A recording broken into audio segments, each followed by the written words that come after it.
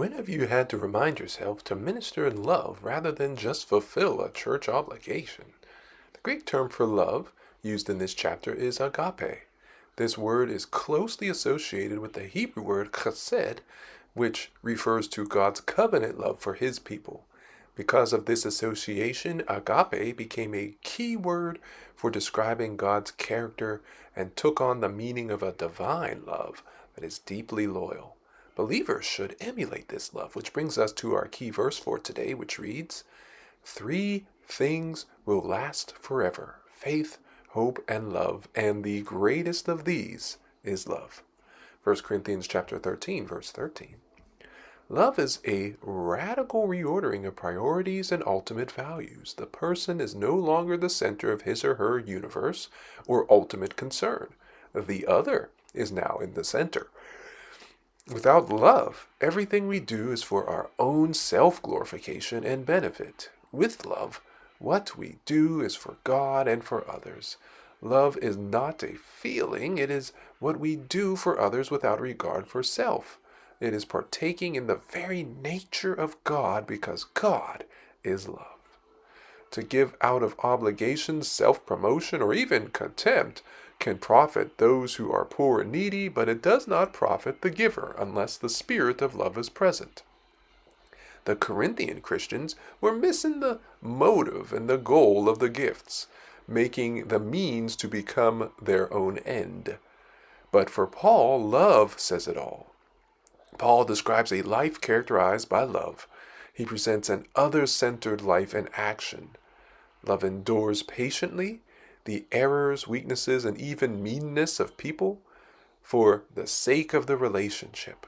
Love is kind. Love does not get angry at another's success.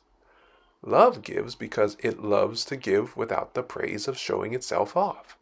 Loving people esteem others higher than themselves. A person who loves does not just speak his or her mind, but minds his or her speech.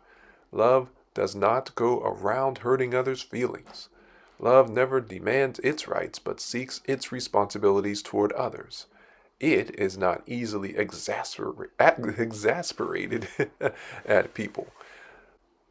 Love desires the best for others and does not derive personal satisfaction from the failure of others. Love rejoices when what is true, correct, and righteous win the day. Paul ends the discussion of the characteristics of love on a positive note, summarizing the things that love does. It bears all things, believes all things, hopes all things, and endures all things. Love is eternal. It never comes to an end. It is permanent. Whereas all the gifts in which the Corinthians pride themselves are transitory at best, love is transcendent. The gifts were given by the Spirit as instruments to be used in this age. Paul anticipates that these gifts will no longer be needed when the next age occurs, marked by the return of Christ and the fulfillment of the reign of God. Prophecies, tongues, and knowledge will pass away with this old age. Love, on the other hand, is essential and will never pass away. So here's our lesson. Spiritual gifts are given for a particular purpose and for a particular time. It is childish to esteem them too highly. We, like the Corinthian Christians, must remember that giftedness is not the measure of maturity. The display of love is. When Jesus returns, the reign of God is fulfilled. We have no need for hope when we stand face to face with God. When we clearly see all that there is to see, then we will have no need for faith. Yet we will continue to love and be loved by God. Love never ends. It is the eternal and greatest gift of God.